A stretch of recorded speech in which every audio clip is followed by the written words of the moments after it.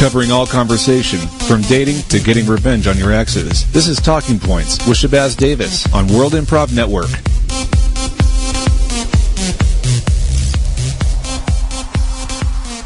Good evening, and welcome to Talking Points with Shabazz Davis. I'm Jerome Carmichael. Shabazz is busy taking a nap in his dressing room. Sweet dreams, Shabazz. Tonight on Talking Points, we're going to delve into the issue that's been on everyone's mind lately. The wave. What can we do to improve the wave at sporting events? Some people hate it and think it should be removed. Others think it is a vital aspect to enjoying your time at a stadium. So first, I'm going to speak with Carter Beauford. Yep. Welcome, Carter, and you are a noted wave enthusiast. Yeah. It's the best part of any sporting event. And we gotta try harder and make sure that the wave is a monumental force. I'm talking tsunami strength. I mean, we gotta get people up and out of their seats so that, people around the world can tell that we enjoy our sports. That's what it's about. It's about making a statement. And the wave says that this thing, life, is fleeting, just like the waves of an ocean. And the way we can replicate that example in nature is by getting our butts out of the seats, putting our hands in the air, and then sitting down really quick again. Yes. Okay. Now, you're clearly very passionate about this, and you don't feel that cheering alone adequately lets... No, because it's such a singular thing. I mean, it's one voice. I mean, if everybody were to be united and saying the same thing, you still don't have that physical motion, and that's what people get swept up in is that kinetic energy, right? I mean, there's potential and then there's actual, and we gotta take that potential of, when you're sitting down, there's a potential to stand up, and when you're standing up, there's a potential to sit down, and it's that up and down, it's that undulation, the rhythm. Yeah, it's a rhythm, and it's the rhythm of life, man. Oh, that's deep. Yeah, I mean, that's how the wave works, man. It's not just a game. Okay. All right. Okay. And well, not everyone agrees. I have here also Dr. Lawrence McHugh. Now, Dr. McHugh, you have petitioned vociferously and vocally and quite energetically against the wave at American sporting events. Yes, I have. It's one of those things that detracts from the real spirit of the team. Okay? It's not about jumping up and down like a pogo stick or anything. What it's about is about cheering on your team specifically through chants, through songs, through fighting, through throwing beer on people.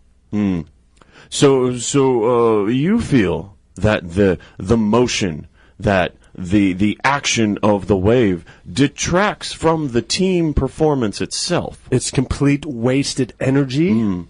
And when I was an ex-athlete myself, and when I played and I looked in the crowd and I saw the wave, I was like, these people aren't even paying attention. It's just as if they're texting on the glass at a hockey game.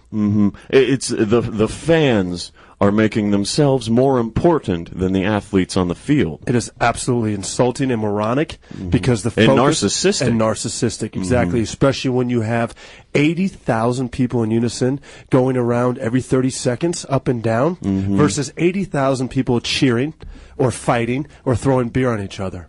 Yes. Now, clearly, the fighting and throwing beer on each other are much more outwardly focused methods. And divisive and competitive. I mean, there's nothing wrong with competitive, but they are divisive. You know what I'm saying? I mean, it's like, that doesn't bring people together. Spontaneity. That's sport. The wave is spontaneous. It can begin anywhere. Now, I think that's an excellent point, Carter. Now, Dr. McHugh, how do you respond to that accusation? What if a fan throws beer on a fellow fan of the same team? Is that not divisive? It's not divisive because his emotions came through in a pure form.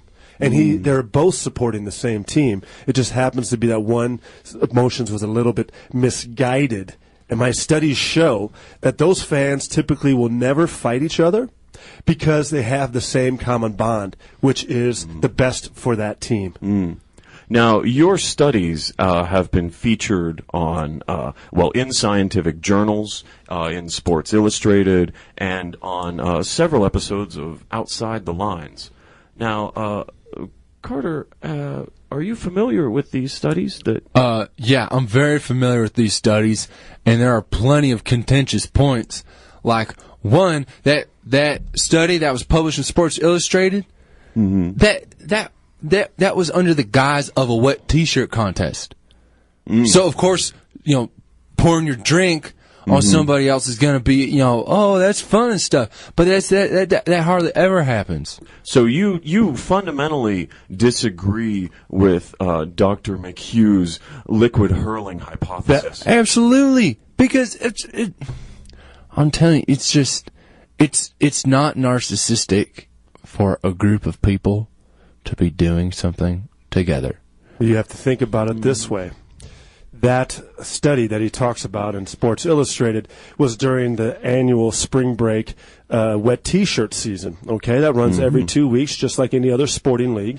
That you go to Fort Lauderdale, you go to South Padre Island, you go to Cancun or wherever, and it's just customary sport to throw drinks and to throw water all over women that have nothing on but a T-shirt. Okay, and great American pastime. That's not only a pastime, but it's a team bonding thing. Okay, and it shows support for the event. It shows support for the team of guys that are doing it, and it shows support indirectly for the women who are actually up there performing, like the athletes they are. Memories that will last a lifetime. I'm not against that. All right, but what I am for is for the wave, because it's a symbol of life and how we just got to enjoy the game as long as it's around. It could be hockey. It could be basketball. It can be croquet. I mean, it doesn't matter. Well, Carter, I also have to bring up, I am embarrassed to admit this, but as a youth, I participated in the wave. Why? You don't need to be embarrassed? Well, you were part of something great. I pulled my hamstring. Standing up and sitting down so vigorously, I pulled a hamstring, and I've never been able to enjoy a sporting event since. I'm well aware of this, Mr. Carmichael. I've read your dossier, and that's, as a matter of fact, from what I understand, you were a phenomenal cricket player at the time. And if it wasn't for that hamstring pull, you might have become a champion. Yeah, might have. But I didn't, because of the wave. There you have it. Fortunately, that's due to improper stretching. And I'll say this one last thing, and then I'll be done. Is that the wave has an ebb and it has a flow, just like a sporting team does. And in a lot of ways, by having the wave, we can channel that ebb and flow to the team that you're supporting and to all the players on the field, so that we have the maximum amount of enjoyment and fulfillment out of the game. And that's I don't have any science to back it up. I just have a feeling. Well, I think we can all agree that supporting the team is paramount. But for everyone out there listening, please remember, support your team responsibly. And thank you for tuning in to Talking Points. Give the Windcast your suggestions via Facebook, Twitter, or the KZKO Wind blog during the commercial break of what issues the Wind counselors can help you with during Good, Bad, Ugly. Next on KZKO.